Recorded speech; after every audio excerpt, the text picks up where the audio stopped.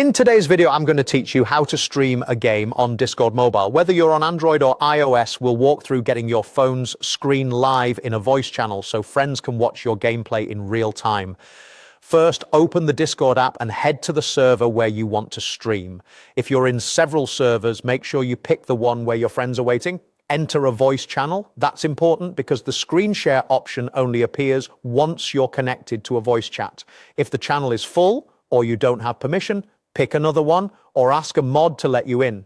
Using headphones helps prevent echo, and a stable Wi-Fi connection will keep the stream smooth. Once you're in the voice channel, it's time to go live. Look for the screen share or go live button in the call controls. On Android, tap screen, then go live. On iOS, tap share your screen, then start broadcast. If you're prompted to allow screen recording, grant the permission. This is how Discord captures your gameplay. Android may show a confirmation pop-up asking if you want to start sharing. Confirm to proceed. Next, select the app or game you want to stream.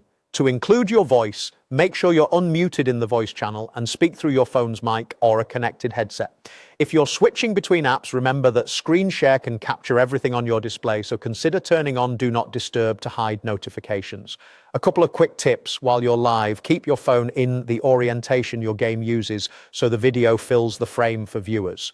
Close background apps you don't need to free up resources. If the stream looks choppy, lowering in-game graphics or moving closer to your router often helps. On iOS, you might see a red status bar or pill at the top of your screen indicating a broadcast is running. On Android, you'll see a persistent notification. Both are normal. Your friends can now see the stream in the voice channel and they can hop in to watch instantly.